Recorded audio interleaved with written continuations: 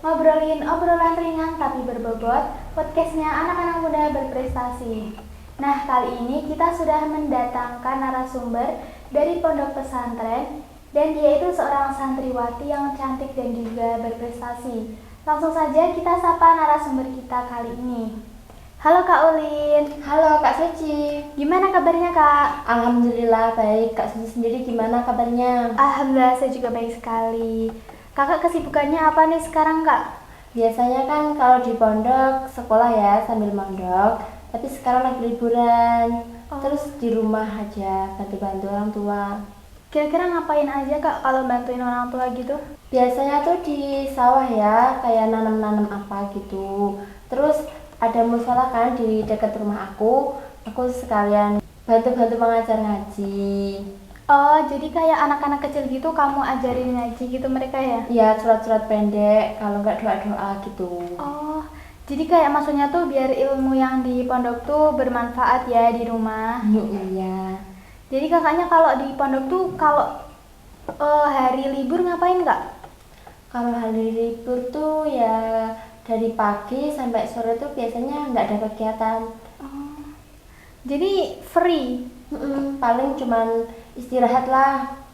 Tapi boleh keluar pondok nggak tuh? Boleh, tapi izin dulu. Terus izinnya tuh mau apa, harus yang masuk akal gitu izinnya. Iya betul juga sih, kayak tetap peraturan lah walaupun itu hari libur ya kan. Hari apa sih itu liburnya Kak? Liburnya hari Minggu. Oh, hari Minggu, jadi kayak ya sama sih ya kayak sekolah yang lain gitu ya kan? Iya, sama, masih sama juga. Terus kalau pulang sekolah sendiri jam berapa kira-kira Kak? Pulang sekolah jam 2. Oh, jam 2. Iya. Jadi tetap 6 hari kerja kan hitungannya itu sekolahnya? Iya, sampai Sabtu. Kakak sendiri kalau untuk mengajinya ini Kak, itu berarti pagi sama malam ya?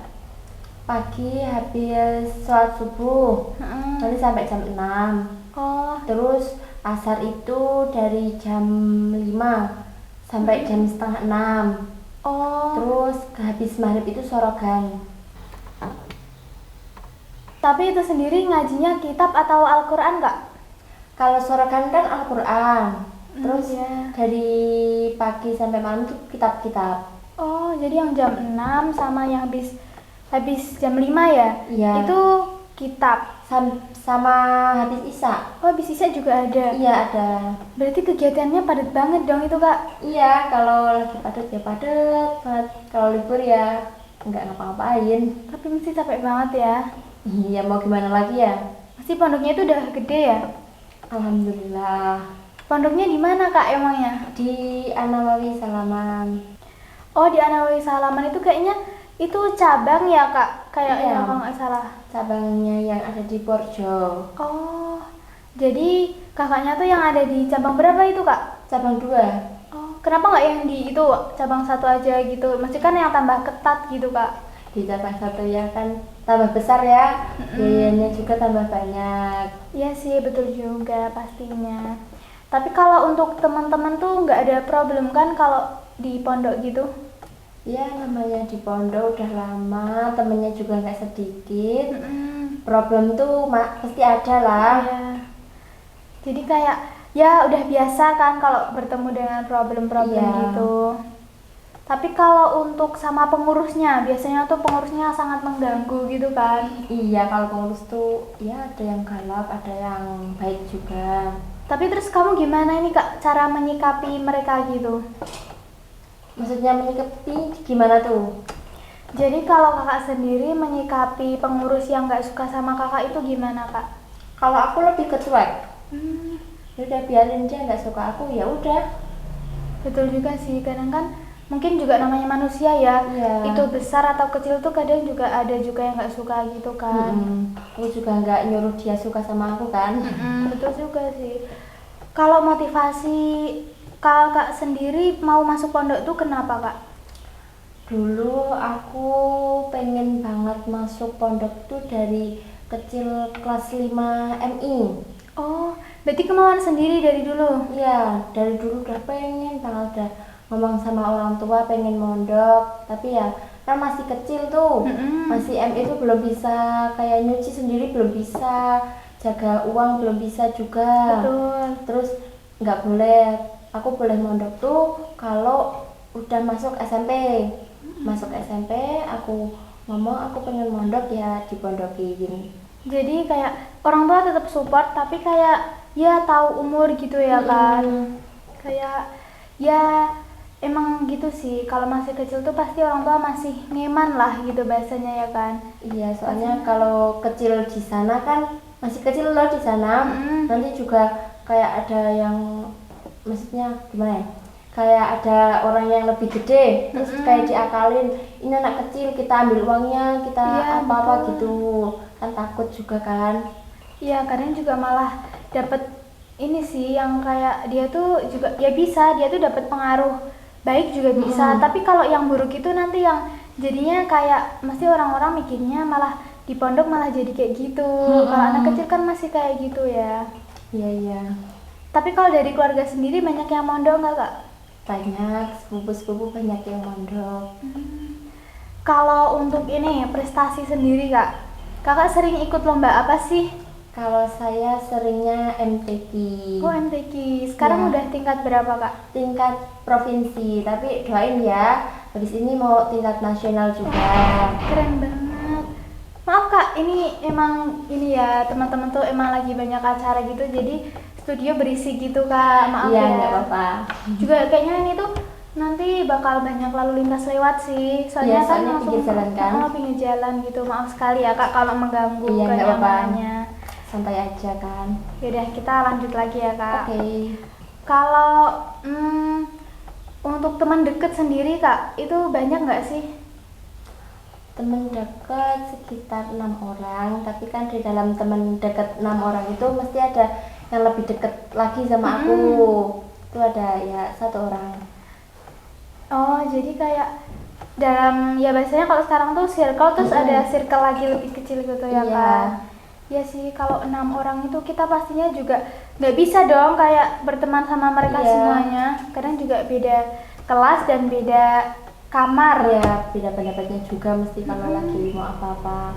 Betul juga sih. Kalau pengalaman kakak ketika di pondok yang paling kakak sukain apa dulu kak? Dulu tuh waktu apa ya?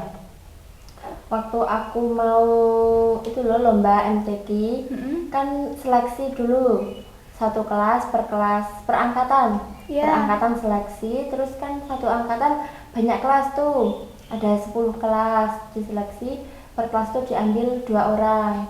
2 orang alhamdulillah aku kepilih. Terus 2 orang dari 10 kelas itu diseleksi lagi alhamdulillah kepilih. Itu senang banget rasanya. Jadi ini kayak kakak tuh yang sampai sekarang ini masih bertahan di tingkat provinsi dan mau naik ke nasional ini. Iya, Wah, doain semoga dulu lancar ya aja. kak. Amin. Dan kalau untuk pengalaman yang paling menyakitkan ketika di pondok itu apa kak? Pengalaman menyakitkan tuh dulu pas aku sakit. Sakit. Iya. Itu gimana kak ceritanya? Kan dulu banget ya, kalau aku sakit tuh kan aku cuek. Kayak kalau aku pusing atau sakit perut, aku cuek. Paling nanti buat kegiatan hilang lah sakitnya. Tapi pas itu aku sakit sampai 2 minggu di pondok. Sakit 2 minggu itu, yang 1 minggunya tuh aku udah nggak sadar di pondok. Udah Kok bisa bener-bener nggak itu? sadar. Iya, nggak tahu, namanya juga nggak sadar kan. Iya betul. Nggak tahu. Terus dibawa ambulan, aku pergi ke rumah sakit. Oh, jadi kayak itu tapi dari pihak pondok sendiri tanggung jawab nggak sih ketika kamu sakit itu sebelum-sebelumnya? Tanggung jawab, soalnya aku 2 minggu di pondok sakit itu diperiksa ke puskesmas 2 kali. Tapi kan aku nggak bisa kan kalau minum obat terus nggak pakai kayak buah. Aku nggak bisa, terus obat itu nggak aku minum. Jadi kayak ya tetap pihak pondok itu bertanggung jawab, tapi dari kamu sendiri yang memang nggak bisa ya kalau makan obat gitu. Kenapa kamu nggak bilang aja sebelumnya? Takut ngerepotin aja sih, kayak ya udah nih sakitnya aku tak pendem aja. Aku nggak banyak cerita. Jadi malah makin parah gitu. Makin parah, masuk rumah sakit, masuk IGD, masuk IGD aku dipasang infus. Itu sadar-sadar itu dipasang infus tuh sakit banget, sadar, terus masuk ICU juga. Tapi itu orang tua udah ada di rumah sakit atau gimana itu? Udah langsung dikabarin, terus langsung ke rumah sakit. Gimana reaksi orang tua ketika ngeliat kamu sampai Ya kayak gitu? mesti kaget banget kan. Kayak taunya tuh aku sehat-sehat aja di pondok, ternyata sakit sampai masuk rumah sakit. Udah sakit banget sih pikiran dia, tapi ya aku tuh nggak ngerasain sakit sama sekali pas itu, kayak cuma lemes doang. Terus gimana kalau dari dokternya yang bilang gitu? Dokter bilang tuh pas di ICU tuh aku udah bahasa dokternya tuh kritis gitu loh.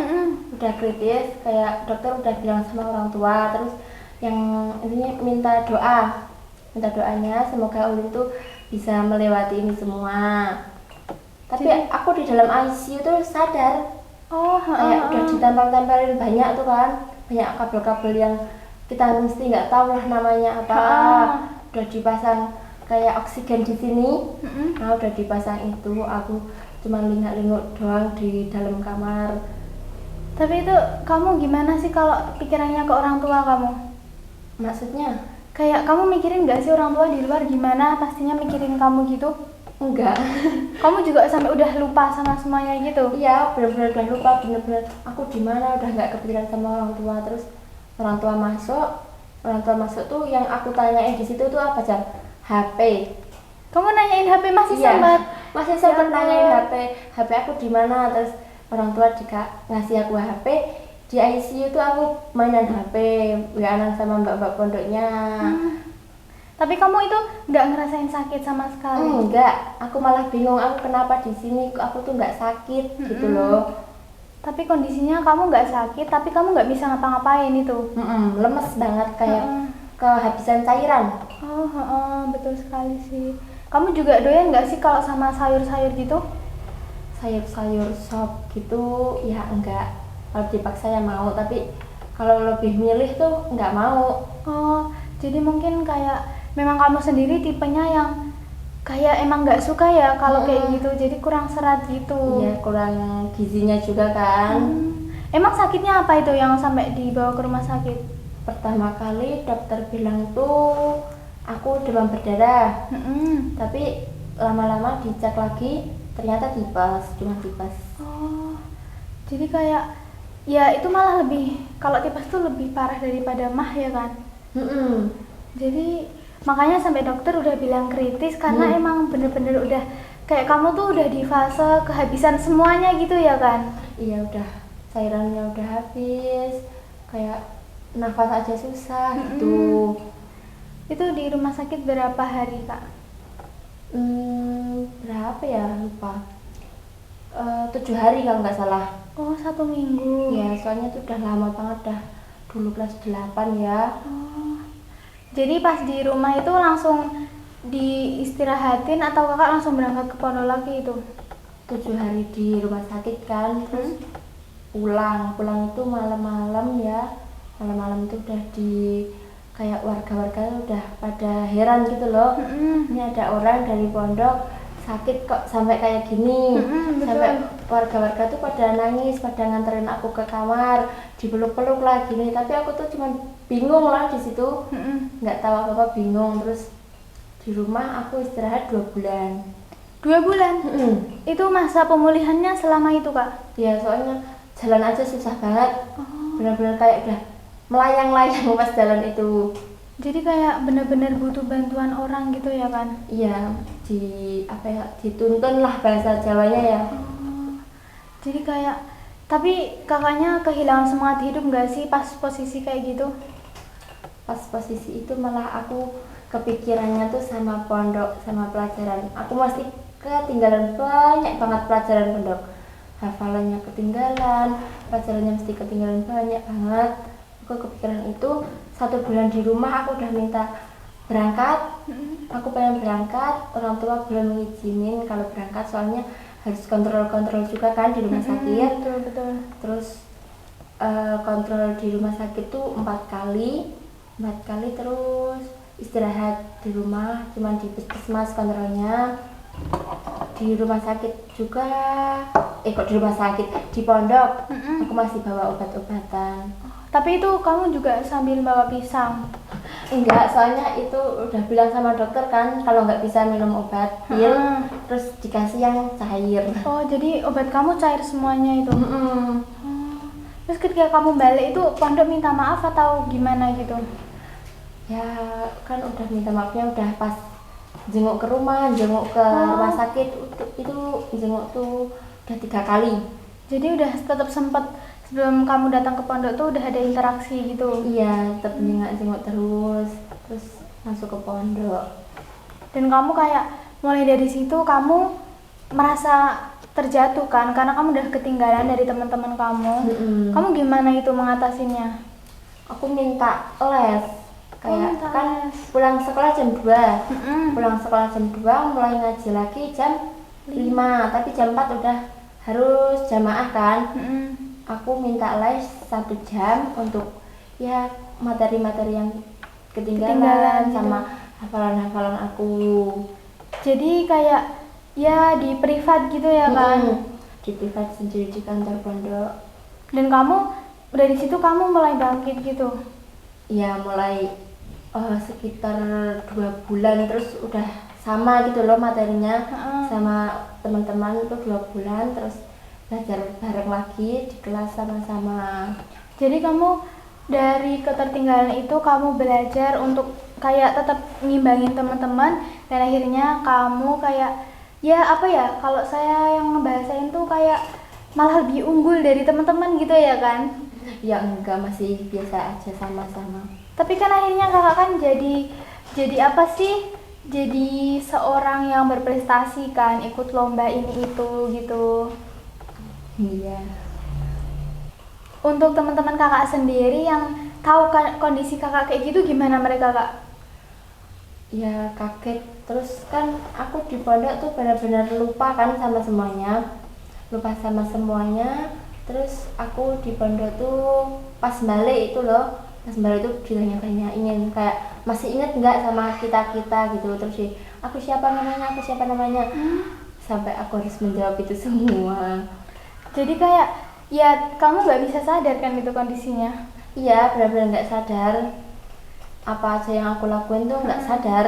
Tapi kamu kalau mau ke kamar mandi gitu siapa yang ngajak, yang ini apa ya, yang nuntun kamu? Nggak tahu, nggak sadar. Tapi kamu juga nggak kuat kan kalau sendirian? Nggak kuat.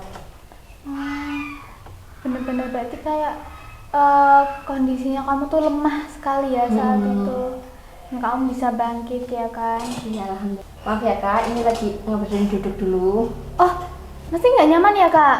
Enggak, cuman aku kalau duduk harus posisinya sama terus tuh nggak bisa. Atau mau diambilin kursi lain? Nggak usah. Tolong, Pakai ini aja udah nggak usah. Ya maaf sekali ya kak kalau nggak Iya, nyaman. nggak apa-apa. Nyaman kok, cuman kalau harus kayak gini duduk terus gini nggak bisa. Sama kak. Harus sesekali tuh kayak ada pergerakan. Iya. Iya betul sekali. Udah kita lanjut lagi ya kak. Ya ayo. Kalau di pondok nih kak, kita kan tadi cerita tentang yang masa pahit-pahit gitu ya kan. Kalau di pondok sendiri untuk skincare gitu, itu boleh nggak sih pakai? Boleh, kalau skincare boleh. Skincare boleh, tapi yang nggak boleh berarti make up ya? Iya, make up nggak boleh. Aku sering lihat sih kayak di FYP gitu, kadang ada pengurus yang nyita make up gitu terus dibakar, dihancurin gitu kak. Iya, banyak banget di sana yang kayak gitu. Jadi tuh razia ya kan? Ya, razia tuh kayak beberapa bulan sekali. Itu bener, loker itu dicek, dibukain, dicek apa aja yang dibawa gitu. Baju pun nggak boleh kelebihan, nggak boleh banyak-banyak. Jadi apa ya, batasannya tuh sangat banyak gitu kan? Ya peraturan kan, udah peraturan pondok, mau nggak mau kita harus ikut. Betul juga. Kalau untuk kayak barang-barang yang berharga gitu gimana kak? Boleh bawa nggak sih? Kayak apa? Semisal kayak gelang-gelangan atau mungkin ya semacam mas-masan gitu kak? Boleh, penting jangan berlebihan. Dan pastinya bisa menjaga sendiri ya? Tapi kalau aku lebih nggak kepake aja. Sih betul. Kalau untuk makan sendiri, makannya terjaga nggak sih kalau di pondok tuh? Makannya ya alhamdulillah terjaga, soalnya kan di situ ada kayak bahasa pondoknya tuh macet, tau nggak? Macet tuh gimana kak? Macet tuh makan dari pondok. Oh itu namanya majek. Iya, macet itu 2 kali sehari. Itu sore sama siang. Sorenya tuh mau maghrib. Sore sama siang. Mm-mm. Jadi paginya sarapan apa kak? Paginya bisa cari sendiri, bisa ada soto, ada bubur gitu. Oh, jadi kayak mandiri ya. Mm-mm. Tapi kalau untuk jajan di luar boleh nggak tuh? Jajan di luar kalau keluar lingkungan pondok nggak boleh, tapi kalau kan di lingkungan pondok tuh sampai luar-luar ada kayak toko yang dikelola pondok sendiri untuk santri-santrinya, itu boleh ke situ. Tapi kalau keluar-luar tuh belum boleh. Oh, jadi pondok juga tetap menyediakan gitu. Mm-mm. Kalau untuk pakaian sendiri itu kriterianya gimana? Kalau di sana kan pondoknya pondok salaf. Salaf itu yang kayak gimana? Pondok salaf itu yang kayak pondoknya tuh lebih ke kitab doang gitu loh. Di situ tuh menerapkan pakai hem sama bisa rok, bisa sarung. Oh, jadi kalau pakai gamisan itu nggak boleh? Enggak boleh di sana. Oh, kan ini pondok kitab, jadi nggak ada yang mengaji Al-Quran, menghafal gitu kak? Menghafal Al-Quran ada. Ada, tapi Ada. sedikit. Iya sedikit, cuman beberapa orang aja. Oh, terus kalau kakaknya ini ikut nggak sih? Aku ikut, alhamdulillah. Alhamdulillah. Jadi kakaknya termasuk orang-orang unggul dong. Karena kan ya itu dari kecil, dari apa sih? Dari itu kan hanya sedikit ya, dan kakak itu termasuk orang-orang yang spesial dong. Masya Allah sekali ya kak. Ya enggak, masih biasa aja. Ya emang kayak luar biasa banget dong, karena kan bener-bener nggak semua orang tuh bisa kayak kakak gitu loh. Iya, jadi malu. Kalau untuk kakak sendiri terus gimana cara membagi waktu buat semuanya itu kalau menghafal Al-Quran? Untuk kan aku udah menghafal kitab plus Al-Quran ya. Aku tuh membagi waktunya tuh kitab itu setorannya 1 minggu sekali. Oh, 1 minggu 1 kali. Iya, sama Al-Quran juga 1 minggu sekali. Tapi kalau Al-Quran itu boleh menentukan harinya sendiri. Mau hari apa boleh. Kalau kitab tuh di hari Rabu. Oh, itu jadwal pondoknya. Ya, tapi kalau aku Al-Quran milih malam minggu. Malam minggu aku setoran Al-Quran, terus dari malam minggu sampai malam Rabu itu pas habis setoran Al-Quran langsung menghafal kitab. Oh, Terus habis setoran kitab terus menghafal Al-Qurannya gitu, terus diulang terus. jadi kayak ya kakak itu bener-bener waktu luangnya gitu jarang banget ya kak. Iya, jarang. Kalau untuk membagi waktu keseharian itu gimana kak? Kan kalau di pondok tuh kayak bangun itu udah ditentuin ya. Jam Sama berapa itu? bangun aku suka jam 3. Jam 3. Jam 3 bangun, terus sholat, nunggu subuh kan. Nunggu subuh tuh suka antri mandi dulu untuk nanti sekolah kan. Betul. Pasti kalau habis ngaji terus mandi tuh nggak nyandak waktunya. Oh, Terus aku sholat subuh jamaah. Kalau habis sholat subuh ngaji kitab ya? Iya, ngaji kitab subuh, sekolah, terus pulang sekolah. Pulang sekolah tuh ya istirahat. Pulang sekolah istirahat untuk nanti persiapan sholat asar sama ngaji lagi. Habis itu makan, habis ngaji. Biasanya makan terus ada jajan-jajan juga. Makan sama jajan. Habis itu sholat maghrib dilanjut sorogan. Sorogannya tuh per kamar. Per kamar kayak dibagi, misal satu kamar tuh dapat 2 juz, dibagi tuh dalam satu kamar ada beberapa orang, dibagi.